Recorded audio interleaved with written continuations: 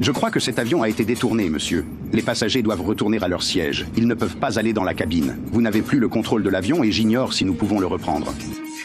En septembre 2001, un épisode de télévision avait déjà montré exactement ce qui allait se passer avec les tours jumelles et personne n'a réagi comme on s'y attendait. Le premier épisode de la série The Long Gunmen, les pistoleros solitaires, diffusé le 4 mars 2001, montrait des terroristes essayant de faire s'écraser un avion de ligne sur les tours jumelles.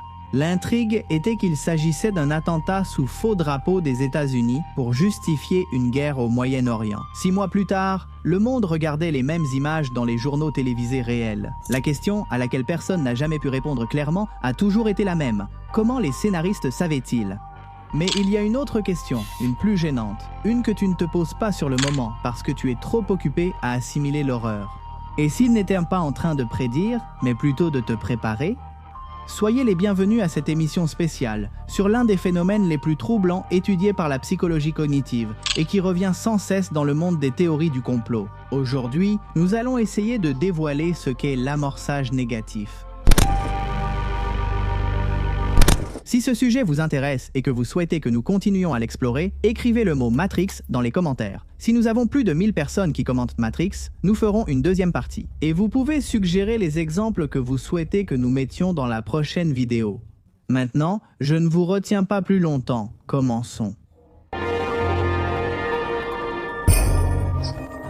Tout le temps. Il y a d'anciens épisodes des Simpsons qui, soi-disant, ont anticipé ce que nous vivons actuellement. Matrix a abordé la simulation quand cela paraissait être une simple philosophie de comptoir. Les Fils de l'Homme a montré un effondrement migratoire et la chute des naissances, ce qui ressemble aujourd'hui beaucoup trop au monde réel. R a imaginé des relations intimes avec des intelligences artificielles en 2013. Ce film t'a montré il y a 13 ans exactement ce que tu fais aujourd'hui quand tu racontes tes problèmes à ChatGPT. En 2024, des millions de personnes parlent aux IA tous les jours. Ce qui semblait être de la science-fiction extrême est devenu banal, et ce qui est banal ne nous dérange pas. C'est suspect, car il y a une grande différence entre affronter quelque chose pour la première fois et faire face à quelque chose qu'on a déjà vu. Même si c'est sur un écran, quand une idée apparaît, souvent, même si c'est dans la fiction, elle cesse de déclencher les alarmes, elle devient gérable, elle fait partie du paysage. Ça ne nous fait plus peur, parce qu'on l'a déjà vu dans un film et on l'associe à ça. C'est ce soupçon qui a commencé à circuler en marge. L'idée que la répétition constante de certains thèmes ne reflète pas seulement des préoccupations sociales, mais pourrait aussi façonner la manière dont nous les percevons. Comme si, petit à petit, nous étions entraînés à vivre avec des scénarios qui, dans un autre contexte, nous sembleraient inacceptables. Si nous regardons beaucoup de films violents, par exemple, nous commençons à avoir l'impression que la violence dans le monde ne nous affecte plus autant. Regarder des films de guerre et d'invasion fait que les guerres et les invasions ne nous semblent plus aussi problématiques. Qu'une fiction nous avertisse d'un futur dominé par l'IA fait que, lorsque les IA domineront tout, loin d'être inquiets, nous aurons l'impression que nous l'avions vu venir.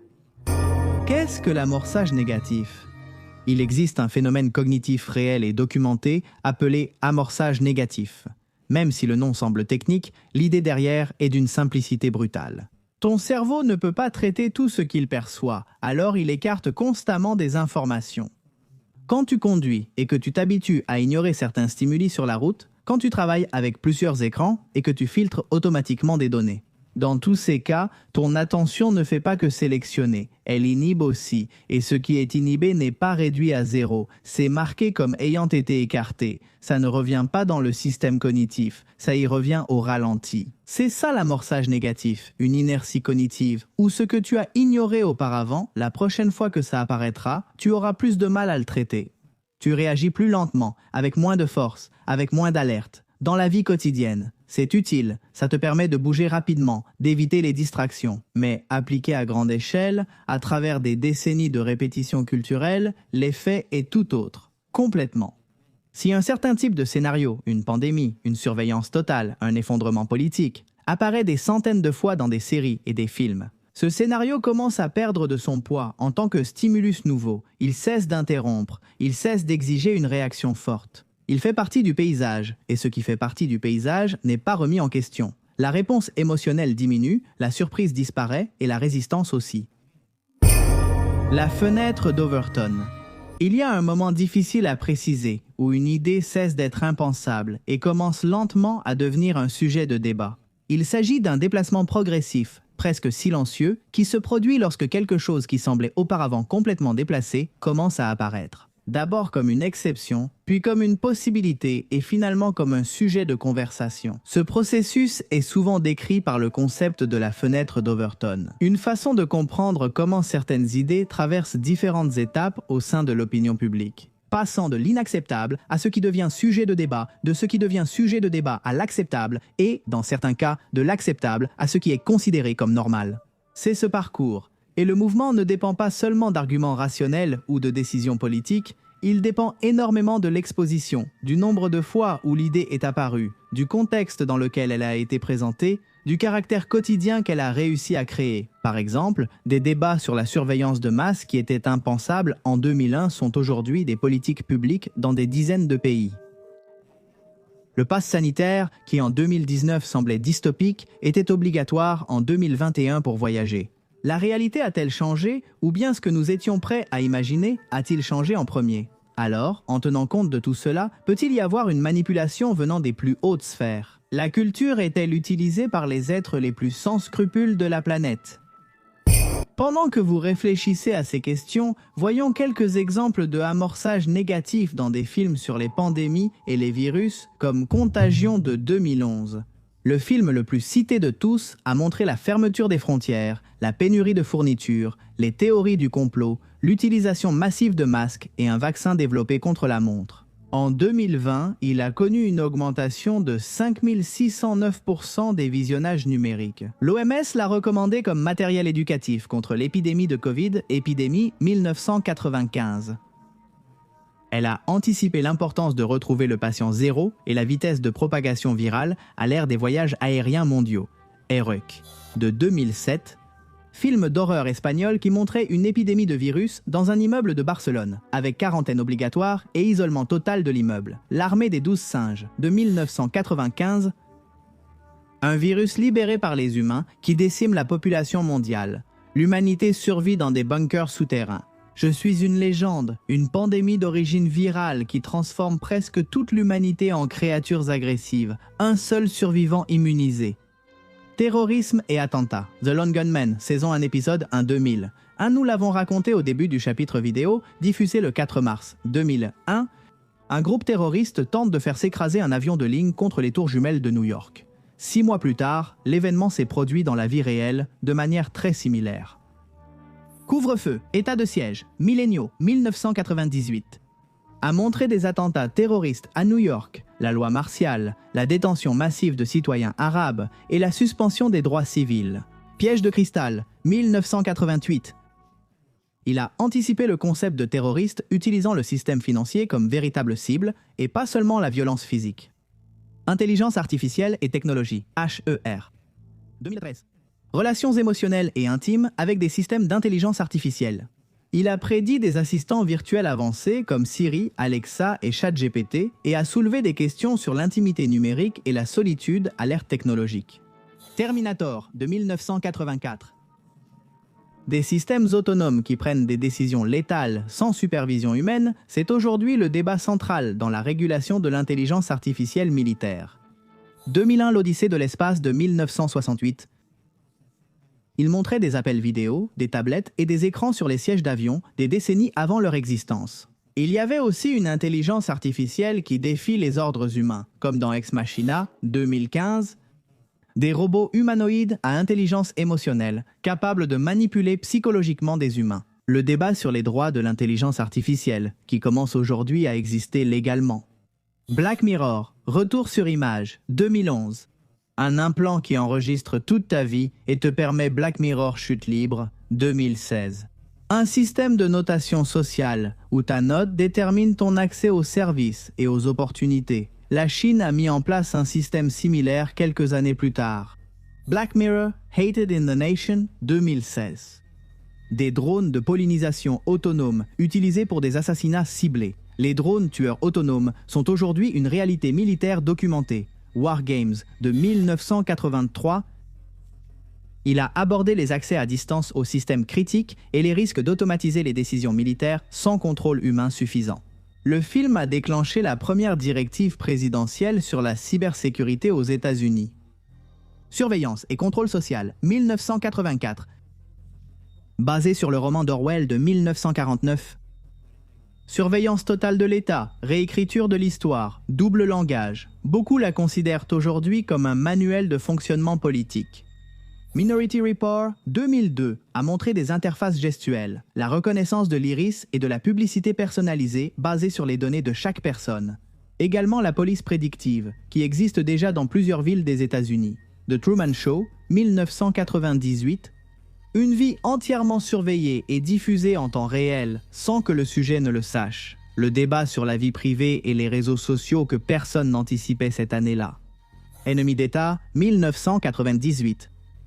Surveillance massive par le gouvernement, utilisant des satellites, des caméras et des enregistrements numériques. Never Let Me Go. Des humains élevés comme réserve d'organes pour des transplantations. Le débat sur le clonage à des fins médicales est aujourd'hui tout à fait réel. The Island, 2005. Des clones maintenus en vie. Comme réserve d'organes pour les personnes riches, cela soulève des questions éthiques que les avancées de la bioimpression 3D d'organes suscitent déjà.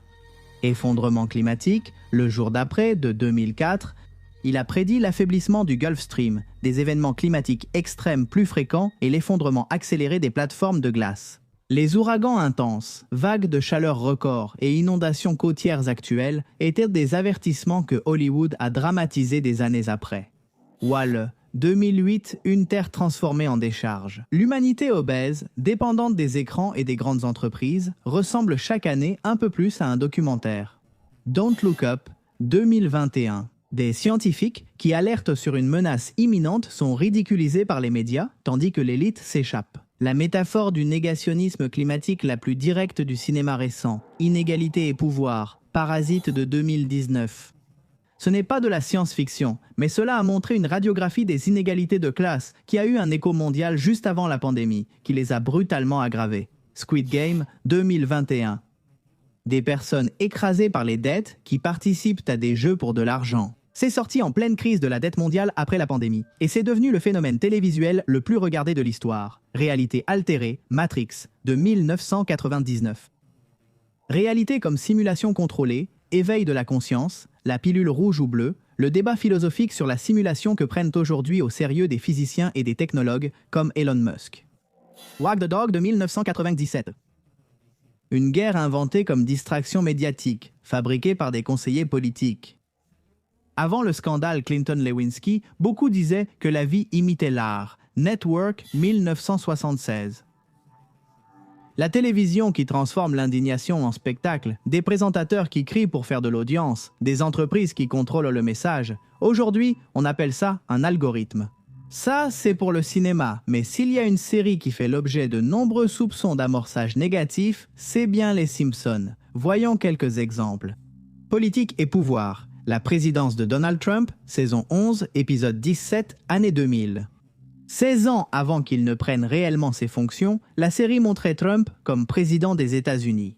De plus, dans le même épisode, on voit Lisa dans le futur en tant que présidente, succédant à Trump, qui avait laissé l'économie en ruine. Fusion de Disney et Fox, saison 10, épisode 5, 1998. Les Simpsons ont montré la 20th Century Fox appartenant à Disney. Une prédiction qui s'est réalisée en 2019. Fusion des médias, saison 6, épisode 19. 1995. Une affiche d'actualité montrait un réseau fictif appelé CNN-BCBS, une fusion de chaînes existantes, les fusions de Warner Bros.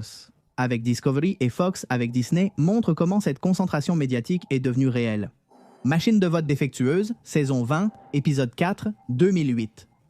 Les Simpsons ont montré comment une machine de vote changeait les votes, anticipant ainsi de réelles préoccupations concernant la sécurité des systèmes électoraux.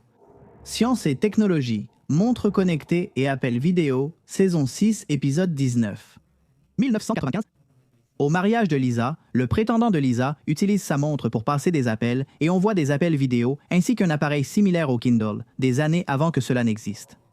Réalité virtuelle, saison 11, 2000 saison, 26, 2015. Dans Bart to the Future, Bart joue avec une console de réalité virtuelle avant que la Wii ne soit inventée. Et dans Friends and Family, Springfield adopte la réalité virtuelle comme moyen d'évasion, anticipant les paris actuels de Meta et ses lunettes de réalité augmentée. Hologramme d'artiste, saison 23, épisode 22, 2012. Les Simpsons ont montré Homer devant un hologramme de Tupac, comme au festival de Coachella cette année-là. Caméra de sécurité domestique, saison 5, épisode 12, 1994. Les Simpsons ont montré une caméra de sécurité à domicile, une technologie qui est devenue courante des décennies plus tard. Santé et pandémie, l'épidémie d'Ebola, saison 9, épisode 3, 1997.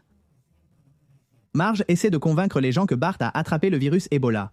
Et le livre « Georges le Curieux et le virus Ebola » apparaît. La pandémie de Covid, saison 4, épisode 21, 1993.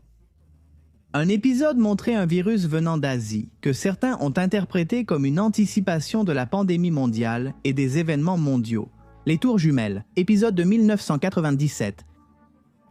Lisa tient un magazine de New York, où le prix de 9 $ et les silhouettes des Tours Jumelles en arrière-plan forment visuellement la date 9/11, le jour de l'attentat de 2001. Marée noire dans le golfe du Mexique, saison 20, épisode 4 de 2008. Un épisode montrait Lisa regardant un puits de pétrole exploser dans le golfe de Springfield, anticipant la véritable catastrophe de BP en 2010. Tomates génétiquement modifiées, saison 11, épisode 5. Les Simpsons ont montré des tomates mutantes avant que le débat sur les OGM ne devienne mondial. Sports, les États-Unis remportent l'or en curling, saison 21, épisode 12-8 ans avant que cela ne se produise dans la vie réelle. Les Simpsons ont prédit que l'équipe de curling des États-Unis remporterait la médaille d'or aux Jeux Olympiques, et aussi que le match... Le showrunner a expliqué que sans étudier l'histoire et les maths, il serait impossible de ne pas prédire. En disant beaucoup, certaines d'entre elles finiront par coïncider avec la réalité. Et il a ajouté que si tu fais une émission basée sur l'étude des stupidités passées de l'humanité, tu vas sûrement anticiper la future bêtise de l'humanité. Il a aussi dit qu'il détestait quand les fans créèrent de fausses images et prétendèrent que la série avait prédit des choses, ce qui, selon lui, était très triste.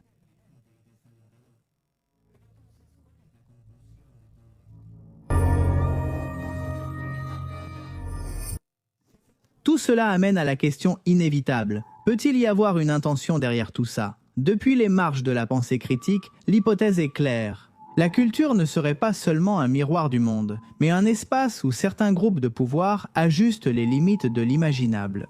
Avant que certains changements n'aient lieu, pas en les annonçant, pas en les expliquant, quelque chose de bien plus subtil, en habituant, parce qu'une société qui fait face à quelque chose de complètement inattendu réagit, résiste, questionne. Mais une société qui a déjà vu ce scénario, qui l'a assimilé, même si ce n'est que dans la fiction, réagit différemment, avec moins d'horreur, avec plus de résignation. Montrer le négatif avant qu'il n'arrive n'est pas une erreur, mais fait partie du processus. Les élites, entendues comme des groupes de pouvoir politique, économique ou technologique, auraient un intérêt évident à façonner la perception collective avant que certains changements n'aient lieu. Dans ce contexte, montrer le négatif avant qu'il n'arrive n'est ni une erreur ni une contradiction, mais fait partie du processus. L'exposition répétée à des crises, des effondrements ou des systèmes de contrôle ne viserait pas à effrayer de façon permanente, mais plutôt à atténuer l'impact initial. Voici l'objection la plus courante. Si le but était de nous habituer à certains futurs, pourquoi tant d'histoires montrent-elles des héros luttant contre ce destin? La réponse comporte deux niveaux. D'abord, les héros servent de soupape émotionnelle, ils permettent aux spectateurs de gérer la peur sans rester paralysés. L'histoire offre une échappatoire, une façon de traverser le scénario sans s'effondrer. Le héros ne brise pas le système narratif, il le soutient. Deuxièmement, et c'est la plus troublante, dans beaucoup de ces histoires, la lutte existe, mais elle ne change pas toujours l'issue générale. Le système reste en place, le héros résiste, mais à l'intérieur de certaines limites, des limites qui semblent plus importantes que la victoire elle-même. On nous apprend comment lutter, mais aussi jusqu'où cette lutte peut aller. Y a-t-il autre chose? Ces histoires portent souvent sur des héros exceptionnels aux compétences et ressources uniques. Cela peut inspirer, mais cela crée aussi une distance, la sensation que seuls quelques-uns peuvent agir. L'action collective passe au second plan, et vous connaissez déjà le dicton « diviser pour mieux régner ». Mais les histoires avec lesquelles nous avons grandi, qui nous ont formés et qui parlèrent de liberté, ont en réalité été utilisées par des personnes qui nous ont rendus obéissants à un monde qu'ils avaient déjà entièrement façonné. Qu'en pensez-vous? Construire des réalités, l'autre explication. Or, toute cette cohérence peut être, en partie, une construction faillible. Le cerveau humain a une forte tendance à rechercher des motifs et à organiser des informations dispersées, en récits, pour comprendre le monde, mais cela a un coût. Parfois, nous voyons des liens inexistants. Beaucoup des films qui semblent aujourd'hui prédictifs étaient profondément ancrés dans les peurs de leur propre époque. Les récits de pandémie émergent lorsque l'inquiétude envers de vraies épidémies est déjà présente. Les dystopies politiques expriment les tensions réelles de leur temps. Et avec le temps, lorsque certaines de ces peurs se matérialisent, nous regardons en arrière, et nous les appelons des prédictions. En réalité, il s'agissait de réactions à des signaux déjà présents, même s'ils n'étaient pas encore évidents pour tous. De plus, nous ne voyons pas les centaines de fictions qui ne correspondaient à rien. Ces parties de la carte restent généralement floues, tandis que les cas qui correspondent deviennent plus visibles, plus mémorables et plus faciles à relier. C'est là qu'intervient un autre facteur, le biais de confirmation. Nous privilégions les informations confirmant nos soupçons et ignorons celles qui les contredisent. Si nous pensons que certaines histoires anticipent la réalité, nous retiendrons les exemples qui semblent le prouver et mettrons le reste de côté. Cela n'invalide pas ce qui a été dit précédemment. L'amorçage négatif est réel. La répétition influence la perception. La culture joue un rôle dans la manière dont certaines idées s'installent. Ce qui change, c'est le récit que nous construisons autour de ce réseau de connexion. Entre la manipulation délibérée et le processus émergent, il existe un espace intermédiaire où il est difficile de tracer des limites claires. Cela peut être une combinaison de facteurs, certains conscients, d'autres complètement spontanés. Ou peut-être que, dans notre besoin de comprendre, nous construisons une structure trop ordonnée à partir d'éléments qui ne répondent pas à un même schéma. Jusqu'à quel point nos décisions, nos réactions et notre façon de percevoir le monde sont-elles influencées par des choses que nous avons un jour choisi de laisser de côté? Il existe un monde prédéfini par des groupes très puissants qui veulent que nous soyons soumis à tout ce qui arrive, indignes. La domination totale s'exerce à travers la culture, même avec des films qui parlent d'opposition, d'autorité. Ce qui est clair, c'est ceci. La prochaine fois que vous découvrirez qu'une vieille scène des Simpsons ressemble étrangement au présent, quelque chose va s'allumer en vous. Ce n'est pas de la paranoïa, c'est l'amorçage négatif qui s'active dans le sens inverse, le cerveau, admettant que ce qu'il pensait être de la fiction ne l'a peut-être jamais vraiment été. Les choses n'ont pas qu'une seule perspective et sont toujours plus complexes qu'on ne le pense. Quelle fiction d'aujourd'hui?